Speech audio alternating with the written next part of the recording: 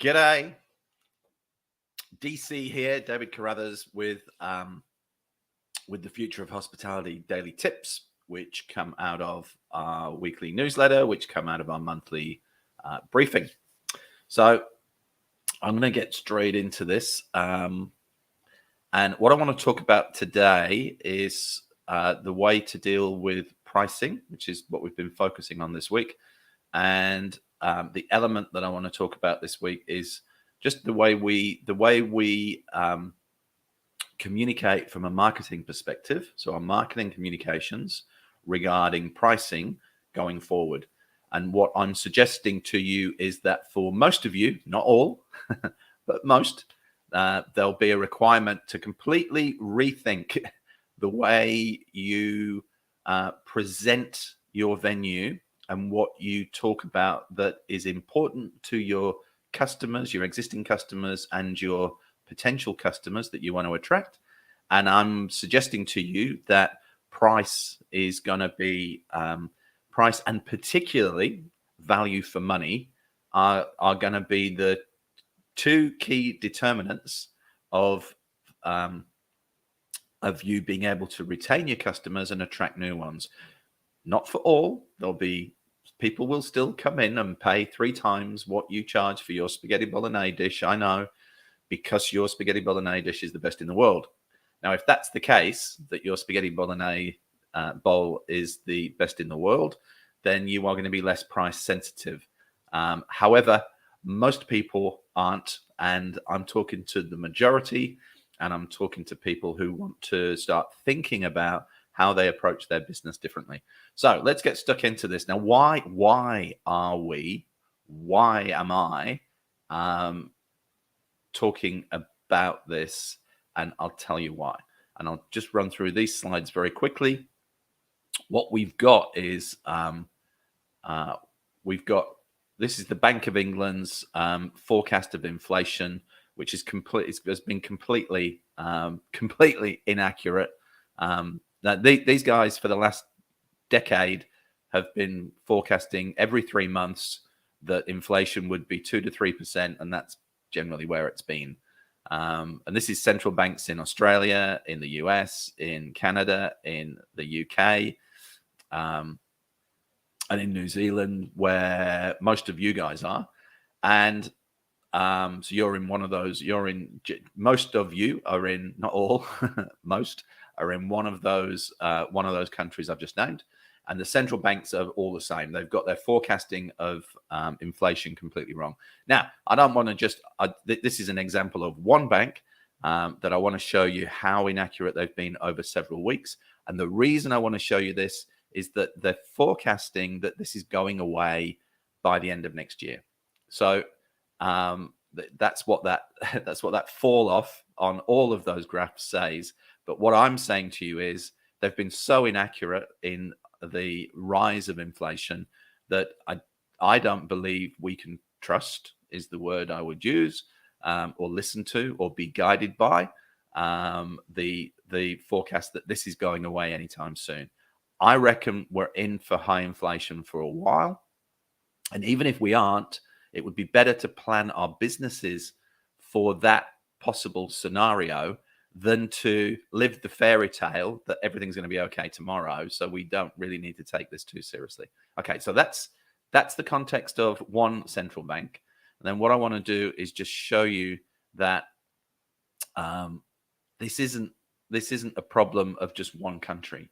So the country that you're in and you're operating in has got this problem, but this is everybody's countries. Now, this is a couple of months old.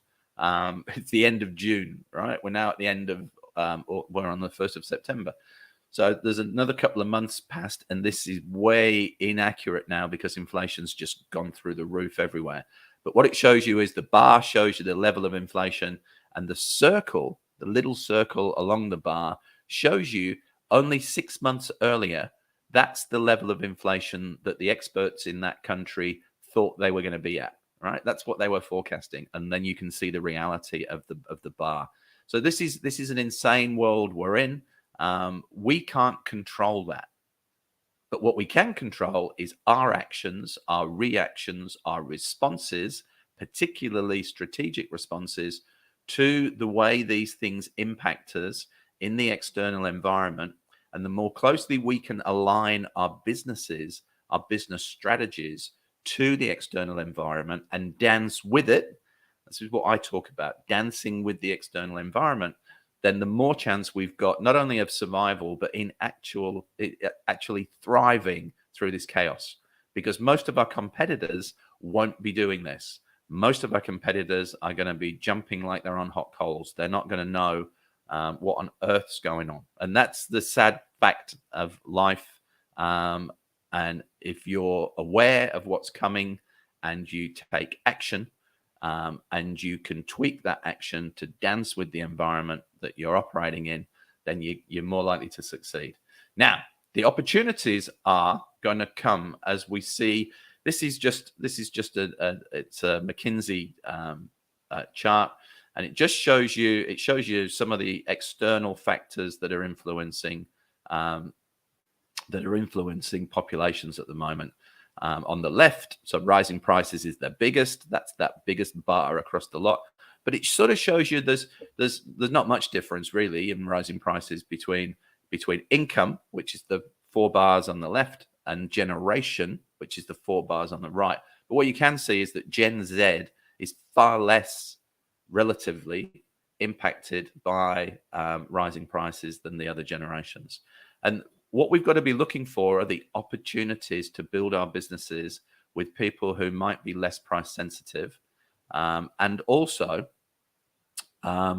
looking at how price sensitive our main customer base is and working with their price sensitivity to give them greater value for money, to help retain them in your business, to enable you to attract more of the same sort of customers because you've got a winning formula.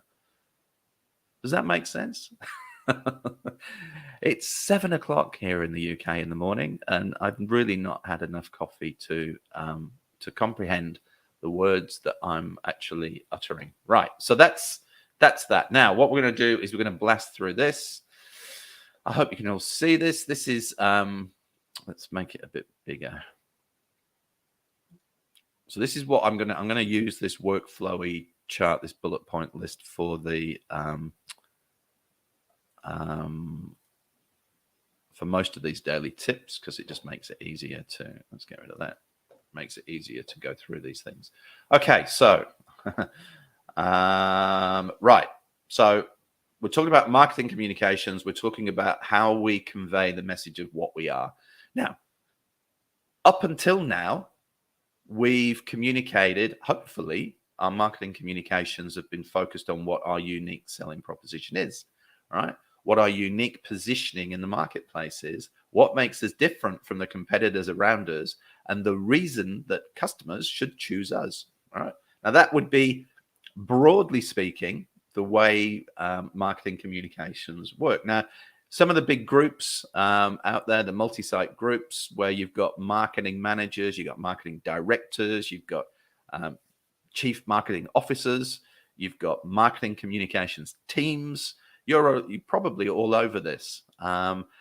Having said that, I've spoken to a number of multi-site groups, CEOs in recent times, where they're trying to catch up with some of this stuff at the moment, and particularly in the UK, where lots of pubs are facing closure this winter because they won't be able to afford the energy costs to heat their pubs to make them comfortable places for people to come into.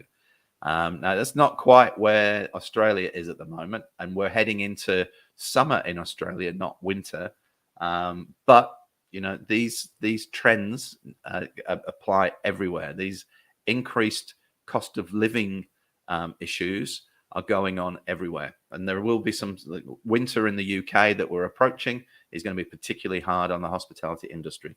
And there's going to be a lot of pubs and restaurants just closing their doors this winter because they can't afford to heat their places. How crazy is that? So let's get into this. So my focus with you, and what I'm going to share some things, and I'm going to share some statements, and I'm hoping that you'll comment and you'll say, that's a load of bullshit, David. I disagree with that. That doesn't happen in my place, David. We do this. So please feel free to create a conversation in the comments. I'm not trying to be right on any of this because I can't be right for every single venue that I'm talking to in a broadcast like this or on the monthly briefing. But what I can do is generalize in these sessions. And then if we have a conversation one-on-one, I can be very specific about your situation. So I'm not trying to be, as much as you listening or watching me right now are hearing these messages in your ears and applying your venue potentially or your group. This is generic stuff. If you take any of the things I'm suggesting, they need to be customized and made specific to your venue and not just take the generic suggestion. So what I'm saying is that we all need to be focused on retaining existing customers, basic marketing objective, right? And we have a big opportunity to focus on attracting new customers. Now, I'm going to tell you why we need to focus on attracting new customers, right? And why this is an opportunity in this chaos we're going through. Now, in the supermarket sector, this is some research in Europe, but it's applicable in Australia too, because this is the trend that's happening. Now, this also is, I think this is a couple of months old now, and this will be even more exaggerated now. What this is basically saying across 4 or 5 European countries that you can see that were surveyed is that 25% of people who go and buy their food and groceries from known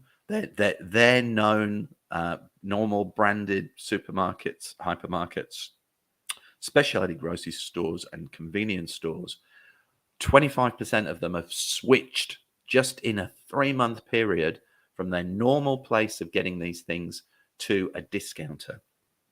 Now, the reason this is important is because that's exactly what's going to happen in our industry too. Supermarkets are generally dealing with it's essential spend. It's putting food on the table for their families, for themselves. Going out to eat is really going to be increasingly considered a luxury. And at different socioeconomic groups, that luxury might be McDonald's, through to casual dining, through to formal dining, through to fine dining. So the opportunity, if we can maintain as many of our current customers by adapting the offer we've got to increase the perception of value for money to them, we'll maintain as many and retain as many existing customers as possible. But there's going to be a lot of customers leaving their existing favorite places because the prices have just gone up too much and they want to find better value. Now, if you're communicating that better value through every one of your messages that you're putting out into the marketplace, you're going to have more chance of attracting those customers. Now, this is where it's going to get really people. Those of you who become really smart at this are going to thrive. And it's about communicating value for money. And it's not just coming up with the strategy of value for money. It's actually being able to communicate it to each of your target markets. You might only have one target market, but some places are doing different things at different times and attracting different people for different occasions, different times of day, different days of the week. Okay, so let's make sure we're focused. We're really focused on every decision we make has got to do one of two things. It's either got to, it's primarily got to retain our customers.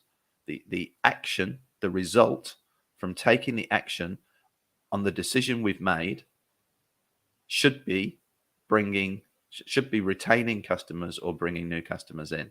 If it's not doing those things, one of those two things, or it's not doing them as well as we want it to, then we need to tweak the action, which means a slightly different decision. but we've got to be making lots of decisions. Decision, action, see the results, tweak. Decision, tweak, decision, tweak, decision, tweak. So, right. Now, you've got, let's say we're just going to take these as examples because this isn't a 3-hour training session or a day-long workshop or whatever. This is a 15-20 minute daily tip. So let's look at social media, let's look at website, and let's look at printed menus. Now, social media, the customer-facing bit of your social media is your banner on your Facebook page or your Instagram. It's the message that you might have on that, and then it's obviously the posts that you're putting up to send out to the people who've liked your page. Now, what I'm going to suggest is 2 things. You rethink your banners so that what you've constantly got, and I suggest these change potentially on a weekly basis, but certainly no less than monthly, but you don't leave it like you have possibly for the last however many months or years. But your banner focuses on a value deal that you've got on that week or that month. And it might be a special, but what I will say is try and avoid as much as you can discounting. So don't talk about discounting, talk about value. And we'll, in some of the other daily tips, we'll talk about what all this means and is and can be. So be producing organic posts on a daily basis if you can that focus on price. Now, for those of you who are independent business owners or managers, and those of you who are part of multi-site groups, this could be different because the bigger groups have got social media people or teams doing this on behalf of the venues, and this means that there's a lot more strategic focus about what those messages can be. If you're an owner operator, you're the manager of an independent business, you've got to try and find a way to fit this into your day, your schedule. Now, what I suggest is that you find somebody in your team who is really, if you're not, you might be, but even if you are, it'd still be better to delegate this, who's really social media savvy. And what would be really good, videos are much more powerful than images, but images are more powerful than purely words. And if you can combine video and written, and you can combine images and written, even better. But if you can do a video, and even better if it's if you're the owner, le patron, who is engaging with your customers, you know your customers' names, and you really you're the face of your business, then there'd be no better person to video. Somebody else might be holding the camera or the mobile phone, but there'd be nobody better than you doing a video once a week as a minimum, and being part of the mix of content that you put out through your social media channels. And you could just say, you could literally engage with your customers as if they were walking through the front door. You don't see it as a video, you see it as somebody walking through your front door, and you're having a conversation with them about what the wonderful deal is that you've got on that week or that day. But this is going to become more and more important. Right. So developing a strategy for paid ads. We're going to talk about that it'll be another daily tip all on its own. But again, really important that you start, if you haven't done paid ads before, you start to think about it. And the primary driver here is to attract new customers. And the great thing about the paid ads can be quite challenging, but the really great thing about them is you can pick a geographic area around your venue. You can identify the type of people that you want to attract, and then you can put a fantastic message out there about how much value for money you're offering at your venue and compared to others. Now, as a minimum, other venues, other competitors of yours will be doing some of this stuff. So you've got to at least be on par with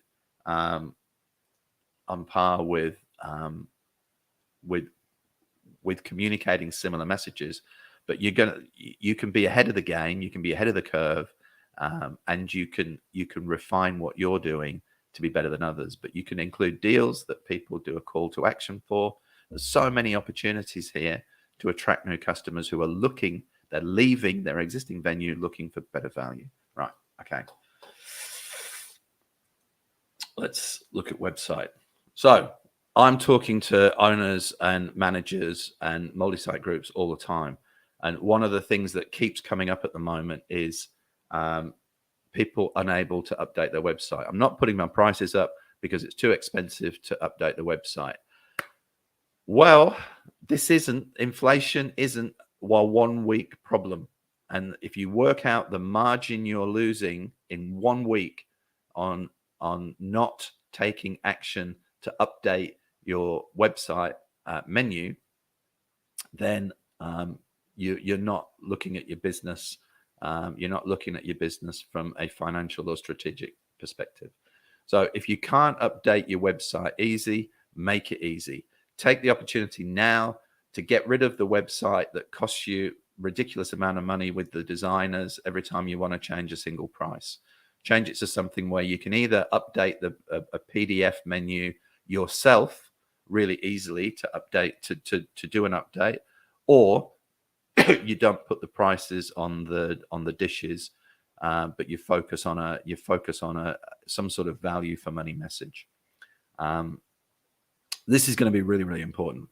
I spoke to somebody yesterday, an owner of a cafe in Sydney, and this owner hadn't increased their prices at all in the last 6 months because the cost of printing the menu was always it's always been an expensive cost.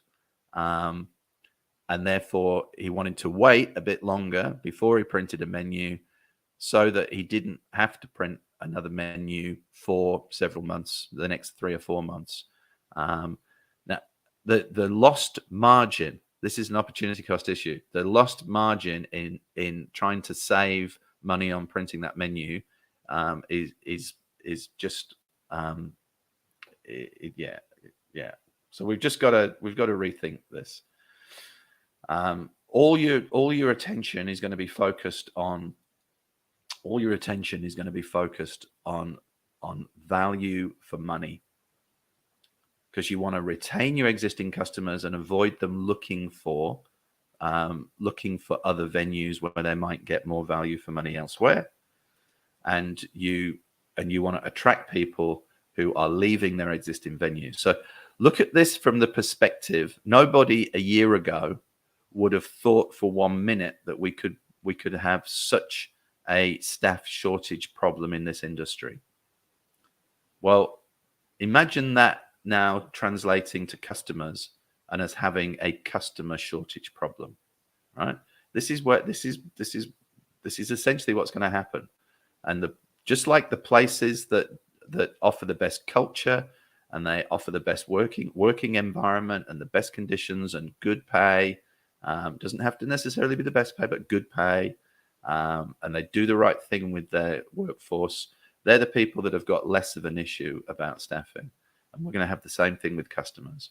So with printed, just to continue the discussion on printed menus, I suggest if you've got really expensive externally printed menus that you stop doing that. Just change your strategy. Find a different way to communicate your menu. If you need to print in-house and make it something that you can do really easily and regularly. And it's a pain in the ass, but just accept that it's a pain in the ass, that if you don't do it, you're going to lose a lot of money going forward. And better still, if you can look at digital versions of menus, and there's a lot of systems out there now, or you can go back to the good old-fashioned chalkboards or whiteboards, or do some sort of combination of the two. So that's it for today. I'm gonna love you and leave you. It's coming up to 7:30. I've got another one. I've got another one of these daily lives to do this week, which will be tomorrow. And we're gonna start talking about some of the value for money aspects of what we're doing. Okay, that's it. Sorry, that was a bit fast and furious. Each of these things I will break down into an individual daily tip moving forward, but there's some messages I just want to get across to you to get you thinking about things. This is all about encouraging and inspiring you to have these conversations inside your business with your own people about what action you're going to take in your business to retain existing customers and to attract new customers and to survive, and if not thrive, through the chaos that we're about to go through. Okay, love you and leave you. Take it easy, guys.